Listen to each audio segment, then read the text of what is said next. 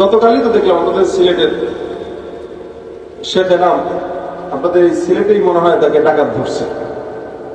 এইটা প্রতিনিয়ত হচ্ছে, ডাকাত ধরছে তো ধরছে, জিনিসপত্র নিছে, আবার আহতও করছে, রক্তাক্তও করছে। এই জিনিস নিয়ে ছেড়ে দিলে একটা কথা, ন্যায়ও মারেও।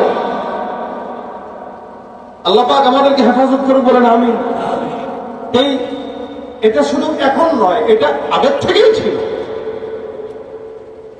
সাহাবী আনসারী সাহাবী নাম আবু মুআল্লাক, উনি রওনা দিয়ে দিচ্ছেন ব্যবসার জন্য। তো যাচ্ছেন একাকী মানুষ, সাথে বিশাল রসদপত্র।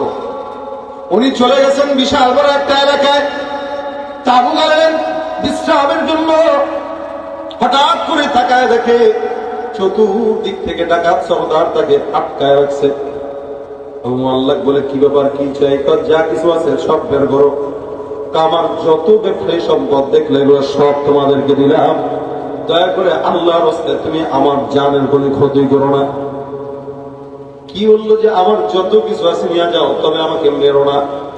ডাকাতটা ওই কোয়ালিটির ডাকাত, মালও নেবে জানও নেবে। যার কারণে আবু মুআল্লাককে বলে, আমি এমন ডাকাত যে ডাকাতের কবল থেকে আজ পর্যন্ত কোনো মানুষ রেহাই পায় নাই। তোমার সম্পদও যাবে, তোমার জানও আমি নিয়ে নিব। আবু মুআল্লাক কয়, ভাই আল্লাহর রাস্তে আমার বাসায় সন্তান আছে, বিবি বাচ্চা আছে, তুমি দয়া করে আমাকে বেরো না, বাকি যা নিয়ে যাও নিয়ে যাও, কোনো ছাড়াছাড়ি নাই, মৃত্যু তোমার হবে। আবু মুআল্লাক কয়, তাহলে আমাকে মৌতের আগে একটা সুযোগ দাও। কি সুযোগ চাও? আল্লাহর নবীর সাহাবী ডাক দেয়া কয়, হে ডাকাত সর্দার, আমি আল্লাহ পাকের দরবারে দুইটা সিজদা দিতে চাই, একটু 2 রাকাত নামাজ পড়বো।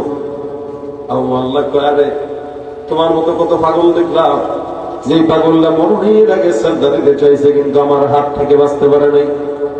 মনে রাখবেন, বর্তমান সময়ও সিজদা আছে, সব সিজদা একই সিজদা নয়। কিছু মানুষ আছে সিজদা দেয় নির্বাচন সামনে আসলে ভোট পাওয়ার জন্য।